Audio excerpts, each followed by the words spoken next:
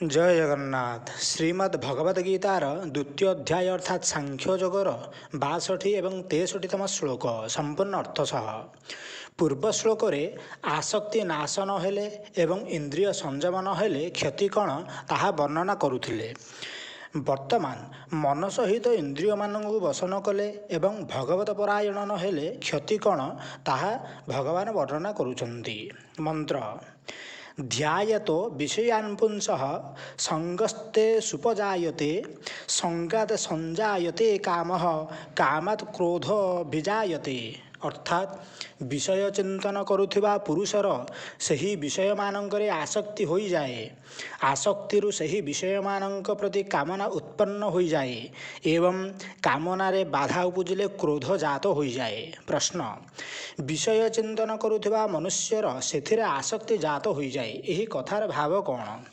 उत्तर ए कथार तात्पर्य हेउची जेउमानंकर भोगरे सुख और रमणीय बुद्धि थाए, जेउमानंकर मन बस होई न थाए, जेउमाने परमात्मांक चिंतन करंती नाही, परमात्मांक ठारे प्रेम नथिबारु एवं तांकर शरणरे न रहिबारु सेही मनुष्यमानंक मनरे इंद्रिय भोग्य विषयर चिंतन हेउथाए।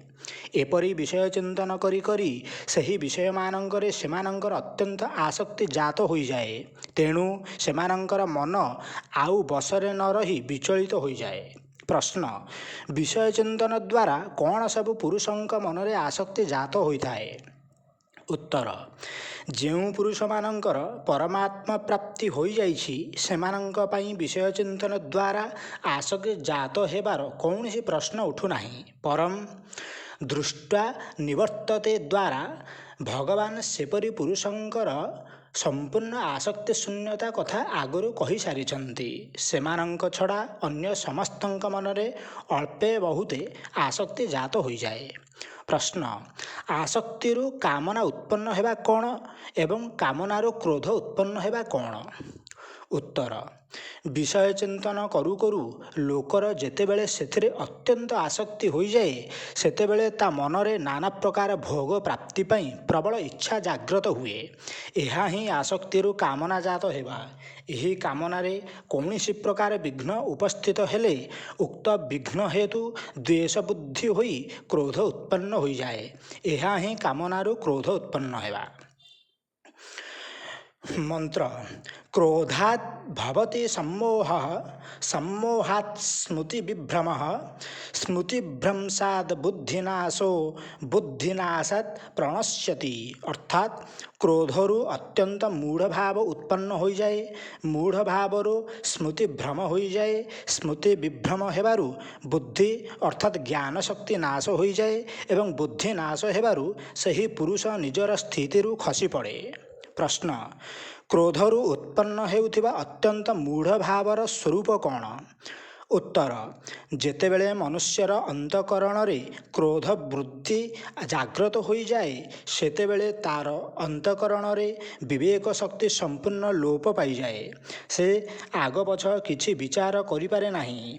क्रोध परवश होई से जो कार्य प्रवृत्त हुए तार परिणाम विषय रे ताहार किछि ख्याल रहे नाही।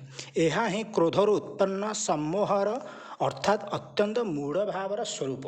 प्रश्न सम्मोहरु उत्पन्न हेउथिबा स्मृति विभ्रमर स्वरूप कौन? उत्तर जेतेबेले क्रोध हेतु मनुष्यर अंतकरण रे मूढ़ भाव वृद्धि पाए सेतेबेले तार स्मरण शक्तिर विभ्रम हो जाए। केउ मनुष्य सहित किपरि संबंध रहिबा उचित तार से विषय रे ध्यान रहे नाही। कौन करिबा उचित और कौन करिबा उचित नुहे कार्यटी करिबा को से प्रथमे की विचार करिथिला वर्तमान कौन करुछि एवं सेथिपाई प्रथमे बुझी विचारी ठीक करिथिबा कार्य को वर्तमान करिपारु नाही। ए सब विषय रे तार स्मृति छिन्न भिन्न हो जाए। एहा हेउछि सम्मोहरु उत्पन्न स्मृति विभ्रमर स्वरूप। प्रश्न स्मृति विभ्रम द्वारा बुद्धि नष्ट हो जाए एवं यही बुद्धिनाश द्वारा मनुष्य निजर स्थितिरु खसी पड़े कहिले कौन बुझाए?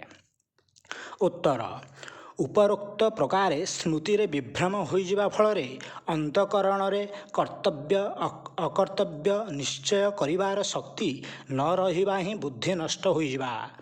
ଏପରି ହେବାରୁ ମନୁଷ୍ୟ ନିଜର କର୍ତ୍ତବ୍ୟ ତ୍ୟାଗ କରି ଅକର୍ତ୍ତବ୍ୟରେ ପ୍ରବୃତ୍ତ ହୋଇଯାଏ। ତାର ବ୍ୟବହାରରେ କଟୁତା, କଠୋରତା, କାପୁରୁଷତା, ହିଂସା, ପ୍ରତିହିଂସା, ଦୀନତା, ଜଡ଼ତା ଏବଂ ମୂଢ଼ତା ଆଦି ଦୋଷ ଆସିଯାଏ। ଅତଏବ ତାର ପତନ ହୋଇଯାଏ। ସେ ଶୀଘ୍ର ନିଜର ପ୍ରଥମ ସ୍ଥିତିରୁ ତଳକୁ ଖସି ପଡ଼େ ଏବଂ ମରିବା ପରେ ନାନା ପ୍ରକାର ନିଜ ଯୋନିରେ ବା ନରକରେ ପଡ଼େ। ଏହା ହିଁ ବୁଦ୍ଧିନାଶ ହେତୁ ନିଜର ସ୍ଥିତିରୁ ତଳକୁ ଖସି ପଡ଼ିବା। ଏପରି ଭାବରେ ମନ ସହିତ ଇନ୍ଦ୍ରିୟମାନଙ୍କୁ ବଶ କରୁନଥିବା ମନୁଷ୍ୟମାନଙ୍କର ପତନର କ୍ରମ ବୁଝାଇ ସାରି ବର୍ତ୍ତମାନ ଭଗବାନ ସ୍ଥିତପ୍ରଜ୍ଞ ଯୋଗୀ କିପରି ଚଳନ୍ତି ଏହି ଚତୁର୍ଥ ପ୍ରଶ୍ନର ଉତ୍ତର ଦେବାକୁ ଆରମ୍ଭ କରୁଛନ୍ତି। ଯାହାଙ୍କର ମନ ଓ ଇନ୍ଦ୍ରିୟମାନେ ବଶ ହୋଇଥାନ୍ତି ସେପରି ସାଧକ ବିଷୟମାନଙ୍କରେ କିପରି ବିଚରଣ କରନ୍ତି ଓ ତାର ଫଳ କ'ଣ, ପ୍ରଥମ 2ଟି ଶ୍ଲୋକରେ ସେ ସମ୍ବନ୍ଧରେ କହୁଛନ୍ତି, ଯାହାକି ଆମେ ପରବର୍ତ୍ତୀ ଶ୍ଲୋକରେ ଜାଣିବା। ଜୟ ଜଗନ୍ନାଥ।